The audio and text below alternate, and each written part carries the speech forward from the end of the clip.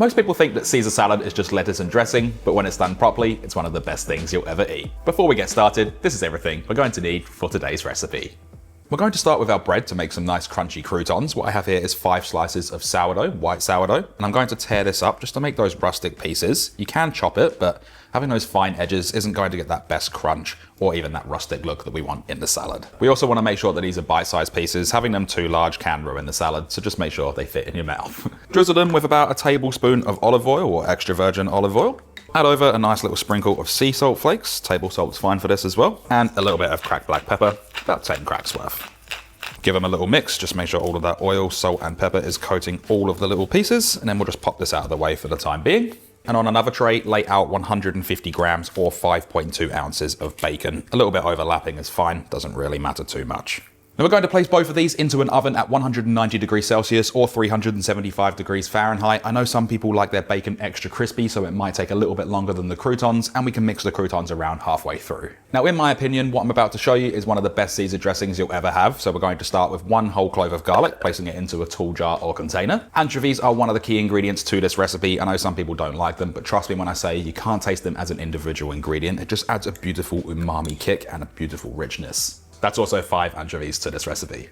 Add in 1 whole egg or 2 egg yolks, depending on the richness level. I like to use 1 whole egg as I think it stabilizes a lot better. Add in 1 teaspoon of Dijon mustard, just to help stabilize everything. Add in a little bit of Parmesan cheese. The amounts are up to you, but I recommend about 10-15 grams or about 30 grams max or 1 ounce. Just don't go overboard because too much can affect the stabilization of this dressing. And you can always add more, but you can't take out. Now for the oils, I'm using 100 milliliters of neutral oil or vegetable oil. It's just gonna be a nice stable base and it's not too overpowering in flavor, or it has no flavor. And I'm also adding in 1 tablespoon of olive oil, which isn't actually extra virgin olive oil. It does have a mild flavor though. I'm using an immersion blender for this, starting from the bottom and working our way up to the top until it emulsifies and becomes a stable dressing. If you wanted to use a normal blender, you will have to pour the oil in slowly while the rest of the ingredients are blending. That way it all comes together, it emulsifies correctly, otherwise you'll end up splitting it and you will have to restart.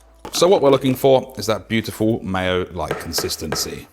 At this point, we'll give it a taste test. I'm going to squeeze in a little bit of lemon juice. Just do this to taste, but you can add in roughly 2 teaspoons worth. Make sure there's no seeds. Add in a small little sprinkle of salt, and I like to go quite heavy on the cracked black pepper. I'm going to add in about 20 cracks worth. Give all this a really good mix through, just make sure everything's come together nicely and you have no lumps from any of those ingredients. Should have a beautiful looking Caesar dressing that looks like this, that we can place in the fridge until we're ready to serve. As far as the rest of the ingredients go, I've got 2 baby romaine lettuces here, also known as cos lettuce, and I'm just going to lightly chop this up into those nice thin ribbons. You can leave these whole. A traditional Caesar salad is actually whole leaves, but I prefer the small cut up pieces. And because this is a layered vegetable, I highly recommend giving it a wash, as there can be some trapped dirt in between the lettuce leaves. I love to add chicken to my Caesar salad. I think it is the perfect addition, and what I have here is 2 chicken breasts. I've butterflied and halved these. We can place them into a bowl. Season with salt. Add in a little bit of cracked black pepper, and you can season this however you like. I just like to keep it plain and simple so I don't take away from the flavor of everything else. I'm also going to add in 1 teaspoon of olive oil. Give that a quick mix, just make sure all of the seasoning is evenly coated, and we'll come back to this in a moment's time. Right about now, we have some beautifully crisp golden croutons that are nice and crunchy, as well as our bacon that's cooked to our liking. With the bacon, stack it up, and then we're going to go through and just chop this up into those nice small pieces. You can dice it as well, or you can leave it whole. Choice is all yours. But I like the strips. I think it looks fantastic through the salad. Now get a pan over a medium-high heat. Add in about 2 teaspoons of olive oil, or you can use spray oil. Once that pan's nice and hot, as well as the oil, add in the chicken, going away from yourself. We're going to sear this for about 3 minutes on each side until you have a beautiful golden crust. Also, don't touch it. We don't want to knock too much heat out of the pan. After about 3 minutes, we're going to start having a beautiful crust all over that chicken. Just flip it over and repeat that same 3 minutes again. And don't be afraid to flip these a couple of times just to even out the color. All we're looking for is for that chicken to be cooked in the center. A little trick is you can place a meat weight if you do have one. No worry if you don't. It just adds a little bit of pressure onto it. That way you can get a nice sear all over without the meat tensing up. Sometimes it does, sometimes it doesn't. After about 5 to 6 minutes, the chicken's perfectly cooked. You have a really nice golden sear. This can be removed from the pan. We're going to allow it to rest for about 5 minutes. Now, while we're waiting for the chicken to rest, I have a saucepan of lightly boiling water here. I'm going to add in 1 tablespoon of white vinegar. This is going to help eggs coagulate and hold their shape. Of course, it is optional. I know some people don't like to use it. Another optional thing to do is just spin the water and create a vortex. I like to do it. I think it makes the egg look good. Of course, completely optional again.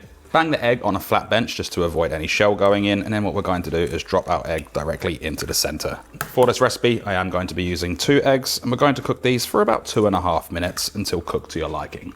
So after a couple of minutes, we've got a nice soft yolk, that egg white's set, and it looks really nice. We can place it onto a paper towel to drain over a plate, and just carefully remove both of them. Sometimes your egg whites go everywhere, can't really do much about it. And I like to slightly undercook my eggs, so by the time we go to serve them, they are perfectly cooked. Coming back to the chicken, just slice this up into those strips. You can also dice it. Just try your best to get them as thin as possible and nice bite-sized pieces. And when you have it chopped up, just place it back into the bowl with the resting juices and just give it a little mix around. That way you get maximum flavor all over the chicken. Now serving up is the fun part. What I'm going to do is add half of everything to a bowl. For the purpose of this video, I am only going to use one, that way I don't waste the salad. So we'll start off with the lettuce and then just layer it up with the bacon. Add in those crispy croutons. Add in half of the chicken, if you're using it of course. I like to add in about 3 tablespoons of the dressing. You can always add more, you can add less, choice is all yours. Grate in a little bit more Parmesan cheese, again the amounts are up to you. All we need to do is mix everything together until everything is evenly coated in all of that dressing.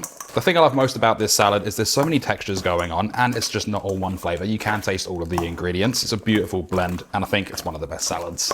All we're looking for is something that looks like this. Serve this up in a bowl or on a plate. All we're looking for is a nice stacked high salad. Now, if you are serving these as mains, you could probably get a 3rd portion out of this, but if you wanted to serve it as a side dish feeding a gathering, you're probably going to get about 4 to 6 portions depending on how much people like. For the finishing touches, add that egg straight over the top, just directly in the center. You can never really have too much cheese, so we'll add a little bit more grated Parmesan. You can also shave it, which is more traditional. Finish it with a tiny little bit of sea salt flakes, and of course, some cracked black pepper. In my opinion, this is one of the most beautiful salads. It looks fantastic, it even smells great, and like I said, this will serve about 2 to 3 people as a main, and about 4 to 6 as a side. So this is exactly how a Caesar salad should be. Simple ingredients, but when done properly, it's absolutely perfect. There's one thing left to do, and that is we can then dig in. That is definitely one of those dishes that you have to make. The flavors and textures are absolutely incredible. Let me know what you think and let me know what you want to see next.